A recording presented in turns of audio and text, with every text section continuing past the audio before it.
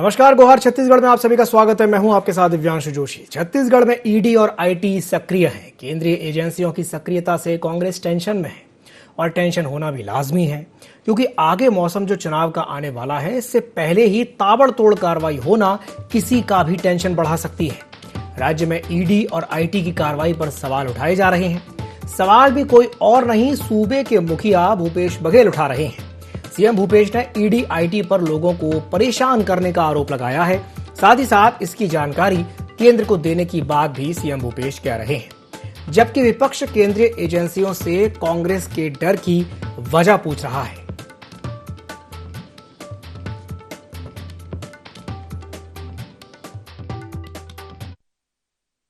Chhattisgarh police तो इतनी smart है भूपेश जी कि उत्तर प्रदेश में गिरफ्तारी करने के लिए जाते हैं तो उत्तर प्रदेश की पुलिस से बात नहीं करते और सीधा जाके गिरफ्तारी पत्रकार की करने के प्रयास करते हैं। तो ये तो, और यहाँ पे ये दुनिया में ऐसा, इससे बड़ा आश्चर्य क्या होगा। ईडी ने सारे मामले सामने लाए हैं, उजागर किए हैं। इतना बड़ा कोल घोटाला ईडी ने प्रमाणित किया है, दस्तावेजी प्रमाण है। लोगों को अरेस्ट पे अरेस्ट हो रहे हैं, आधे लोग जमानत पे हैं और न जाने कहाँ कहाँ से जब रिमोट कंट्रोल का बटन दबता है तो भूपेश जी 6 ट्वीट एक साथ करते हैं। आज तक किसी मुख्यमंत्री को किसी विषय में 6 ट्वीट करते नहीं देखा। इतनी बेचैनी, इतनी घबराहट क्यों? और सवाल ईडी है तो ईडी अपनी कानूनी कार्रवाई करने की प्रक्रिया कर रही है। बहुत गलत हो रहा है और जो अपनी सीमा है उससे बाहर जाके काम कर रहा है। मतलब जो जानकारी आ रही है, किसी को मुर्गा बना रहे हैं, किसी खाना देते हैं तो पानी नहीं देते और रात भर जगा कर रखते हैं, देर रात तक के छोड़ते हैं, कई रात तक के सोने नहीं देते। राड से पिटाई हो रही है, किसी कान सुनाई नहीं दे रहा है, किसी को बैठने नहीं देते। बुजुर्ग आदमी तो उसको बैठने नहीं देते, तुम खड़े रहो तो बोले मुझे तकलीफ होती है और आखिर में उसको पैरालिटिक अटैक भी आया। तो ये अमानवीय कृत्य है ना। ये इसकी इजाज़त तो मैं नहीं समझता कि कोई सरकार या कोई न्यायालय इसको देगी, लेकिन इस प्रकार से अपनी सीमाओं से बाहर जाके कार्रवाई कर रहे हैं, ये बेहद दुर्भाग्यजनक बात है। तो केंद्रीय एजेंसियों की सक्रियता देखने को मिल रही है, ईडी और आईटी की ताबड़तोड़ कार्रवाई, जिस कार्रवाई की वजह से कांग्रेस टेंशन में दिखाई दे रही है। कांग्रेस को ईडी और आईटी की इस कार्रवाई पर संदेह है। मुख्यमंत्री भूपेश बघेल ने ईडी आईटी पर आरोप लगाए हैं, लोगों को परेशान करने के उन्होंने आरोप लगाए हैं। साथ ही साथ ये भी कहा है कि इस बात की वो जानकारी केंद्र को देंगे। तो आज इसी विषय पर हम चर्चा करेंगे। मुख्यमंत्री के इस बयान पर विपक्ष ने भी पलटवार किया है। विपक्ष का कहना है कि आखिर केंद्रीय एजेंसियों से कांग्रेस क्यों डर रही है। पूर्व सीएम डॉक्टर रमन सिंह ने यह बात कही है कि आखिर इतना डर क्यों है। कानून अपना काम कर रहा है, एजेंसी अपना काम कर रही है। तो चलिए चर्चा को आगे बढ़ाते हैं और चर्चा में आगे बढ़ाने के लिए हमारे साथ 3 खास मेहमान जुड़ रहे हैं। देवलाल ठाकुर हमारे साथ जुड़ रहे हैं, जो कि बीजेपी प्रवक्ता हैं। हमारे साथ जुड़ रहे हैं धनंजय सिंह ठाकुर, जो कि कांग्रेस प्रवक्ता हैं, और हमारे साथ जुड़ रहे हैं गंगेश त्रिवेदी जी, जो कि वरिष्ठ पत्रकार हैं। आप तीनों मेहमानों का बहुत बहुत स्वागत है ID24 में। सबसे पहले मैं शुरुआत करना चाहूंगा देवलाल ठाकुर जी से। देवलाल जी, जिस तरीके से मुख्यमंत्री भूपेश बघेल ने ईडी और आईटी की कार्रवाई को लेकर के सवाल उठाए हैं, क्या कहेंगे उस पर, क्या कहेंगे, बताइए। देखिए, ईडी और आईटी के क्षेत्र में जो कार्रवाई चल रही है उस पर सवाल उठाना मतलब आप भ्रष्टाचारियों को संरक्षण देना, भ्रष्टाचारियों के पक्ष में आप चाहते हैं कि भ्रष्टाचार होते रहे। जैसे कांग्रेस की विचारधारा ही रही है कि भ्रष्टाचार को बढ़ावा मिले।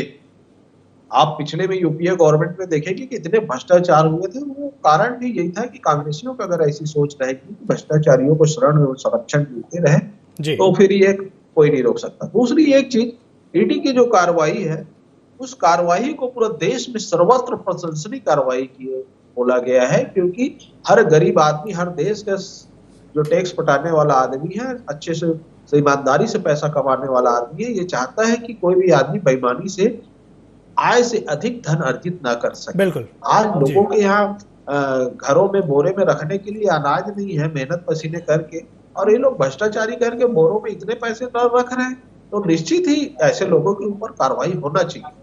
और इसके लिए तो ईडी को साधुवाद धन्यवाद देना चाहिए देश की जनता की ओर से कि इन्होंने इतनी अच्छी कार्रवाई की है। जी। और इसमें मुख्यमंत्री जी क्यों फड़फड़ा रहे हैं, बिलबिला रहे हैं, हमें ये बात समझ नहीं आता। उनके पास भी एजेंसियां हैं, देश में भी एजेंसियां हैं भ्रष्टाचार को रोकने के लिए, आपने उसका प्रयोग क्यों नहीं कर रहे हैं? आज इस प्रदेश में भ्रष्टाचार बढ़ रहा है, लोग ऐसे अधिक अगर संपत्ति अर्जित कर रहे हैं तो प्रदेश अपने एजेंसियों से काम क्यों नहीं करा रही है? आप अपने एजेंसियों पर या आपका विश्वास नहीं है या सरकार का अधीन नहीं है उन पर, सरकार का नियंत्रण नहीं है, ऐसा कुछ मामला है क्या? ईओडब्ल्यू और तमाम प्रकार के एक वो है, उसको भी आप नहीं कर पा रहे हैं।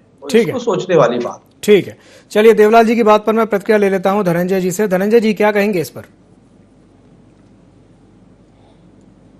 देखिए, भारतीय जनता पार्टी के नेताओं की जो हालात है छत्तीसगढ़ में, ये तो समझ में सबको आ गया, क्योंकि भारतीय जनता पार्टी की जो केंद्र की सरकार है वो ईडी और आईटी के पीछे छुपकर छत्तीसगढ़ में राजनीति करना चाहती भारतीय जनता पार्टी उसमें। जी भाई, भूपेश बघेल जी ने क्या कहा है? ईडी आए, आईटी आए, कार्रवाई करे। भूपेश बघेल जी ने कहा है कि ईडी की जो कार्यशैली है उस पर जो प्रदेश की जनता जिसकी कार्यवाही हो रही है वो सवाल उठा रहे हैं। भाई ये बताइए, ईडी को कार्यवाही करना चाहिए कि जिसके यहाँ कार्यवाही करने गए हैं उसको मुर्गा बनाना चाहिए? क्या उसके बुजुर्ग माता पिता को ईडी को धमकाना चाहिए? क्या उनके पत्नी के साथ दुर्व्यवहार ईडी के अधिकारियों को करना चाहिए? आखिर किस बात की ईडी की आप कार्रवाई करने आए हैं ना? आपके पास कोई अगर सूचना है, कोई अनैतिक कार्यों की आपको जानकारी है तो आप कार्रवाई करिए ना। आप जिसके छापा मारने जा रहे हैं उसकी पत्नी को आप डरा रहे हैं, बुजुर्ग माता पिता को धमका रहे हैं, उनको मुर्गा बना रहे हैं, उनको राड से पीट रहे हैं, और भाजपा के प्रवक्ता बोलते हैं ईडी कार्रवाई। ये ईडी की कार्रवाई है? ये ईडी कार्रवाई नहीं है। भूपेश बघेल जी ने कहा है कि ईडी बिल्कुल ईडी और आईटी आए, कार्रवाई करे, थाना में सूचना दे, उसका वीडियोग्राफी बना ले। किसमें क्षमता है बोलने की, बताओ तो। भूपेश बघेल ने कहा ना कि ईडी जहां कार्रवाई करती है वहां वीडियोग्राफी बना ले। तो ईडी पर जो आरोप लग रहे हैं, जो जिनका छापा पड़ रहा है, तो ईडी को अपने बचाव के लिए वीडियो तो रहेगा ना। किस बात की पीड़ा हो रही है भारतीय जनता पार्टी को? क्या भाजपा का षड्यंत्र इससे उजागर हो जाएगा? तो कहीं ना कहीं भारतीय जनता पार्टी यहाँ पे दिग्भ्रमित है।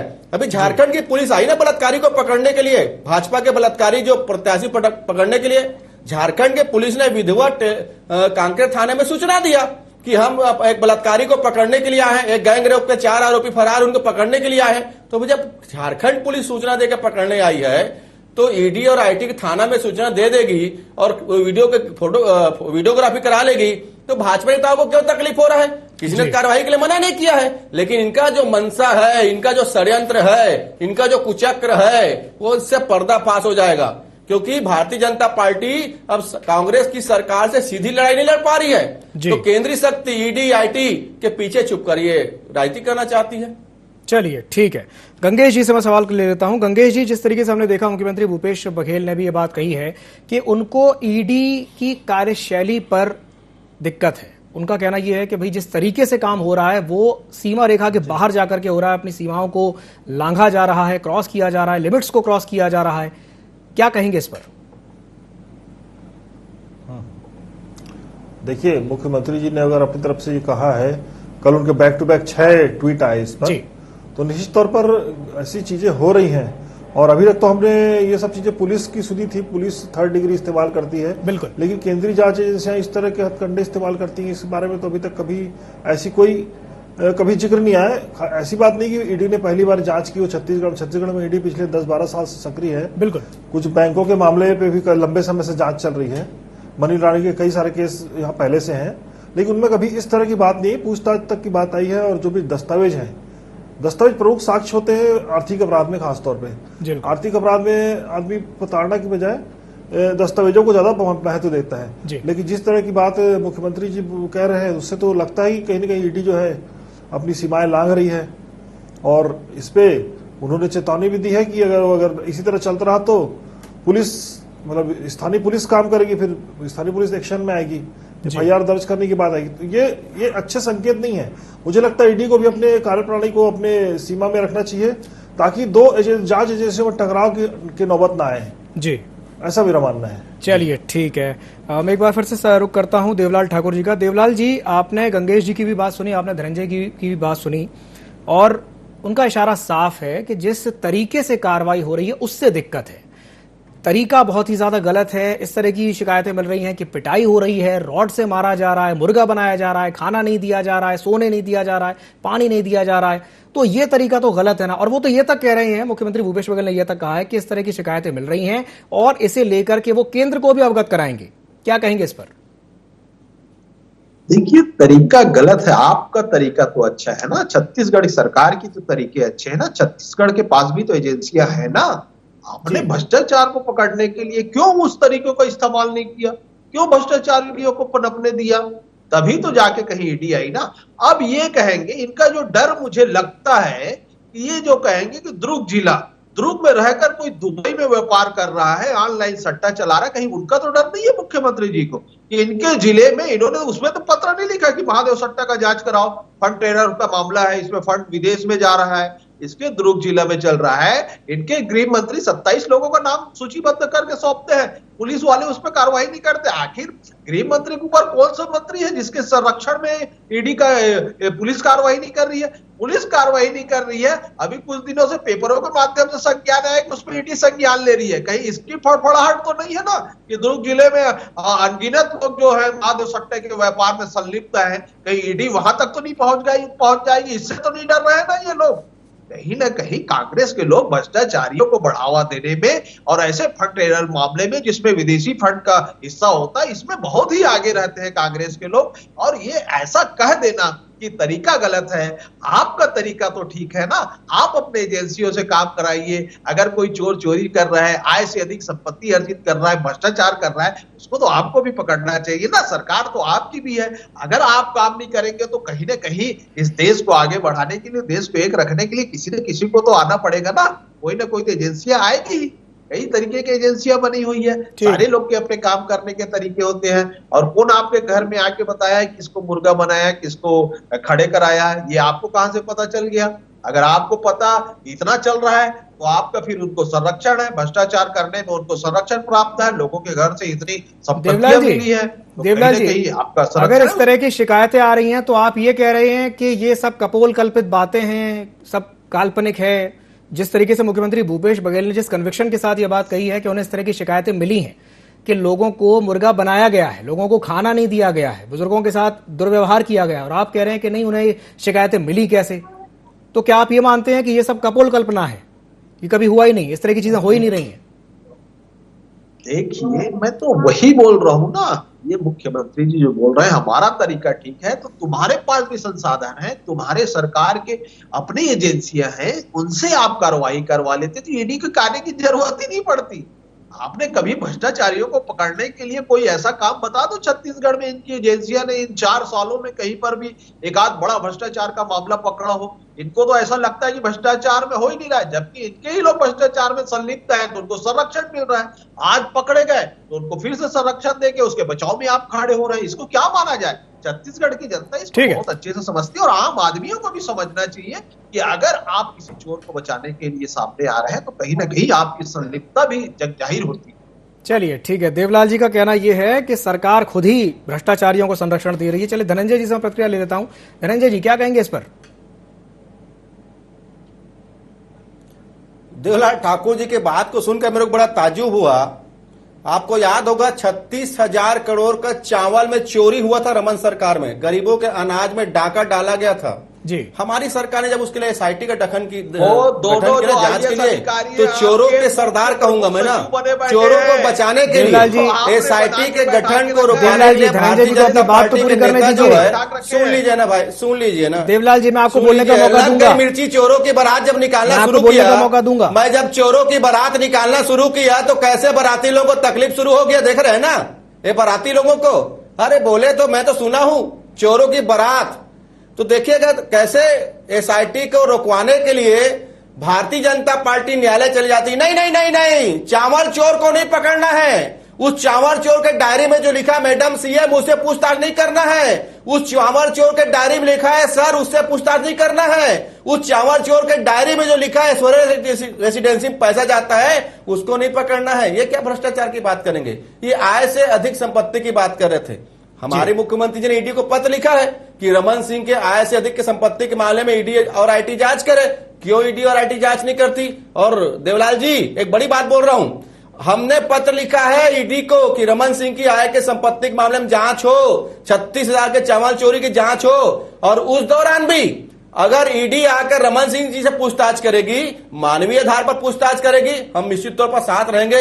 लेकिन अगर रमन सिंह जी को प्रताड़ित करेंगे ना, कहीं उसको मुर्गा बनाएंगे या उनके घर के लोगों को डराएंगे या उनको खाने को नहीं देंगे या उनको पीने को नहीं देंगे ना, तब भी हम उसके साथ में खड़े रहेंगे, क्योंकि प्रदेश का नागरिक है और ईडी को अमान्य कार्य करने की आवश्यकता नहीं है। अब पूछताछ करिए, हमारी शिकायत पर ही करिए।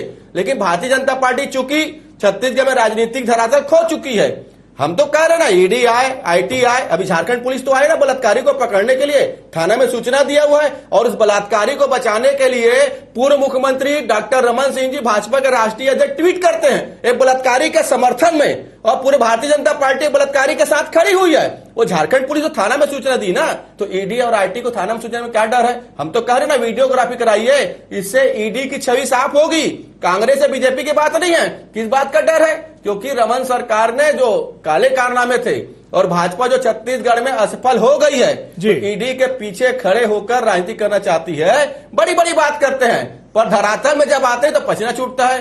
कौन है अभिषेक सिंह जो रमन मेडिकल स्टोर के नाम से पता, जिसके पनामा पेपर खुला हुआ है? क्या ईडी को पता नहीं है? क्या नरेंद्र मोदी जी को पता नहीं है? क्यों कार्रवाई नहीं करते? क्यों रमन सिंह जी उसमें एफआईआर दर्ज नहीं कराते? कौन है मैडम सीएम? कौन है सर? कौन रहते हैं इस रेसिडेंसी में? और डीकेएस में घोटाला, रमन सिंह के दमान थे। एक देश के पहला घोटाला है, आप देखेंगे तो एक सरकारी अस्पताल को रमन सिंह के दमान ने गिरवी रख दिया। देखिए कितना बड़ा दुर्भाग्य, देखिए गरीबों के अस्पताल को, और यहाँ बैठकर ये सत्संग सुना रहे देवलाल ठाकुर जी। करे ना जांच, क्यों जांच नहीं करते? हम तो ईडी को बोल रहे हैं, आइए छत्तीसगढ़ में थाना में सूचना दीजिए, वीडियोग्राफी कराइए, ना शिकायत रहेगा ना शिकवा रहेगा। ठीक है, ये बड़ी अच्छी बात आपने कही कि इसकी वीडियोग्राफी कराई जाए, ना कोई शिकवा रहेगा ना कोई शिकायत रहेगी। मैं गंगेश जी से एक सवाल कर लेता हूं, मैं आऊंगा आपके पास देवलाल जी। गंगेश जी, जिस तरीके से देखने में आ रहा है कि बदले की राजनीति देखने को मिल रही है, ये बार बार आरोप लग रहे हैं इस तरह के कि ये बदले की कार्रवाई के तहत, बदले की राजनीति के तहत इस तरह की कार्रवाई हो रही है। भानु प्रतापपुर का जो कनेक्शन है वो ईडी और आईटी की कार्रवाई के साथ जोड़ा जा रहा है। आप इससे कितना इत्तेफाक रखते हैं और क्या कहेंगे इस पर? बिल्कुल, देखिए भानु प्रतापपुर में का जो मामला है जी, वो कहा जा रहा है 3 साल पुराना है जी।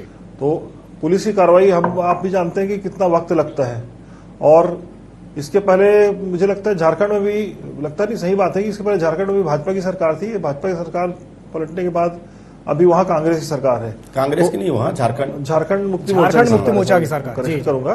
तो उन लोगों ने जी तो अभी हो सकता है उनकी टीम, अब जब उस समय भाजपा के शासनकाल में हो सकता है कहीं ना कहीं कुछ ऐसा प्रेशर रहा हो तो उस समय जांच आगे नहीं बढ़ी होगी। अब जांच शुरू हुई है, अब ये ऐसा मौका जरूर हो गया है कि ये चुनाव का वक्त आ गया है। मुझे नहीं लगता कि झारखंड के लोगों को पता होगा कि छोटे से जगह पे भी छत्तीसगढ़ में चुनाव हो रहा है। ये इत्तेफाक भी हो सकता है, और चूंकि कांग्रेस सरकार ने, इसलिए दोनों एक दूसरे से गठबंधन करके अगर वहां से कुछ षड्यंत्र करें, जैसे कि भाजपा लगातार आरोप लगा रही है कि षड्यंत्र का मामला है, ये अचानक ही इसी वक्त पे क्यों आ रही है झारखंड की टीम, पुलिस टीम, तो ये षड्यंत्र का हिस्सा कम इसलिए लगता है कि कोई इतना बहुत बड़ा चुनाव नहीं है, वो एक छोटे से सीट का चुनाव है, और ये हो सकता है टाइमिंग टकरा रही है, इत्तेफाक की बात हो सकती है, लेकिन मामला तो है गंभीर। क्योंकि जिस तरह से गिरफ्तारियां हो रही हैं, शुरू फौरी तौर पे तो हम लोग की भी ये थी, मीडिया को भी ये लगा था कि हो सकता है कि दुर्भावना की बात हो, लेकिन जब साथ में के लोग और लोग गिरफ्तार हुए, पुलिस का एक कर्मचारी गिरफ्तार हुआ, तो इससे मामले की गंभीरता समझ में आने लगी। कहीं ना कहीं इतना आसान नहीं है, ये खाली आग, मतलब धुआं ऐसे ही नहीं उठ रहा है, आग कहीं ना कहीं लगी हुई है। तो ये उससे जुड़ा हुआ मामला तो मुझे नहीं लगता है। और ईडी की कार्रवाई खाली छत्तीसगढ़ में नहीं हो रही, छत्तीसगढ़ के अलावा राजस्थान में भी हो रही है और झारखंड में भी हो रही। झारखंड के सीएम के बारे में भी कहा जा रहा है कि कभी भी उनको पेश किया जा सकता है। तो जो गैर भाजपा शासित राज्य है, खासतौर पर उन राज्यों में चूंकि ईडी कार्रवाई कर रहा है, आईटी कार्रवाई कर रहा है, इसलिए सवाल ज्यादा उठ रहे हैं। बिल्कुल। और भाजपा के भी बहुत सारे मामले हैं जिनपे कार्रवाई होनी चाहिए, उस पर जांच आगे जो पहले से चल रहे हैं, उनमें छत्तीसगढ़ में भी कई ऐसे मामले हैं जो सबकी जानकारी में है और उस पर कोई जांच आगे नहीं बढ़ रही है। तो इसलिए इस तरह के सवाल उठ रहे हैं कि ये राजनीति किस तरह की हो रही, पूरी बदले की राजनीति हो रही है करके। चलिए ठीक है गंगेश जी, मैं देवलाल जी से एक अंतिम प्रतिक्रिया ले लेता हूं। देवलाल जी क्या कहेंगे गंगेश जी की बात पर? वो कह रहे हैं कहीं ना कहीं बदले की भावना से प्रेरित होकर के कार्रवाई तो हो रही है, इसमें कहीं ना कहीं शक की गुंजाइश नहीं है। ये देखने में आ रहा है कि बदले की भावना से प्रेरित होकर के इस तरह की कार्रवाई देखने को मिल रही है, जो कि लॉन्ग टर्म की राजनीति के लिए अच्छा संकेत नहीं है। क्या कहेंगे इस पर? कांग्रेस का हमेशा दोहरा चरित्र रहा है। अभी जी। मैं दोनों प्रवक्ताओं की बात सुन चुका हूँ कि आप तरीके की बात करते हैं, कार्रवाई करने की तरीके की, तो उसमें अलग अलग क्यों हो जाते हैं? तो वो भाई सेंट्रल की एजेंसियां काम करने की जरूरत पड़ा, आपके पास भी एजेंसियां हैं, आपके पास भी स्वतंत्र एजेंसियां हैं, आपने कहीं पर भ्रष्टाचारियों को पकड़ने का काम किया। दूसरी बात, जी। इन्होंने कहा कि आपने नान पर कार्रवाई नहीं किया। अरे नान पर कार्रवाई करना नहीं करना आपकी सरकार है अभी इस वक्त। जो उसके आरोपित अधिकारी थे, जो मुख्य आरोपी थे, वो आपके प्रमुख सचिव बने बैठे हुए हैं। आपने क्या किया? आपने उनको संरक्षण देने का काम किया और संरक्षण में उसने फिर से भ्रष्टाचार को बढ़ावा दिया। कहीं ना कहीं भ्रष्टाचार में आप हिस्सेदार बन रहे हैं। अगर वो भ्रष्टाचारी है अधिकारी, तो उसको आपने क्यों प्रमुख सचिव बना के रखा? छत्तीसगढ़ की जनता सवाल पूछती है कि आपके सरकार आने के बाद क्या वो भ्रष्टाचारी से मुक्त हो गए? इस चीज को आपको जानने की आवश्यकता है। दूसरी एक चीज, इस प्रदेश में जो सबसे बड़ा मामला चल रहा है इन लोग के बीच में, ईडी का जो मामला है, लोगों को गुमराह करने सबसे बड़ा मामला दुर्ग में चल रहा है, महादेव सट्टे में। जो इन लोग डरे हुए जो है ना, कि हमारे जो यहाँ छत्तीसगढ़ के गृह मंत्री जो सूची सौंप दिए हैं, उस आधार पे दुर्ग थाने से जो ईडी लेगी, इसमें इन लोग डरे हुए हैं। ठीक है देवलाल जी, और गृह मंत्री के झगड़े देवलाल जी, ठीक है दोनों का झगड़ा आने वाले समय में क्या रंग लाएगा ये देखना। बिल्कुल बिल्कुल, आपकी बात मैं समझ गया। चलिए, समय की हमारे पास कमी है, मैं अंतिम प्रतिक्रिया ले लेता हूं, जल्दी से अपनी बात पूरी कीजिए। धनंजय जी बोलिए। देखिए, देवलाल जी को पता नहीं है, जिन दो अधिकारियों की शिकायत कांग्रेस पार्टी ने प्रधानमंत्री जी के पास किए थे, प्रधानमंत्री जी ने उस दोनों अधिकारियों पर कार्रवाई नहीं किए थे, क्योंकि उनको पता है जिन अधिकारियों के ऊपर कार्रवाई करेंगे तो भाजपा के नेताओं तक पहुंचेगी पुलिस, और इसलिए बचाया गया। यहाँ बोलते अधिकारी को क्यों बनाया? अरे आपके प्रधानमंत्री हैं मोदी जी, उन्होंने कार्रवाई नहीं किया शिकायत के ऊपर में। ठीक है, भ्रष्टाचारियों को संरक्षण देना भाजपा का काम है ये। अगर उसी दौरान कार्रवाई करते तो अभी डॉक्टर, चलिए ठीक है धनंजय जी, बिल्कुल बिल्कुल ठीक है सर, ये समय की बाध्यता है, समय की बाध्यता है। तो चलिए ठीक है धनंजय जी, देवलाल जी, गंगेश जी, आप तीनों मेहमानों को हमारे साथ जुड़ने के लिए बहुत बहुत धन्यवाद। तो जिस तरीके से ये देखने में आ रहा है कि छत्तीसगढ़ में इस वक्त राजनीति हावी है, लगातार ईडी और आईटी की कार्रवाइयां हो रही हैं, तो इसे लेकर के मुख्यमंत्री भूपेश बघेल ने सवाल उठाए हैं, तो दूसरी ओर बीजेपी भी उस पर हमलावर है। अभी देखने वाली बात यह होगी कि ये जो बदले की भावना से प्रेरित होकर के जो राजनीति हो रही है, ये कब तक जारी रहती है। तो गुहार छत्तीसगढ़ में फिलहाल के लिए इतना ही, मुझे दीजिए इजाजत और आप बने रहिए ID24 के साथ। नमस्कार।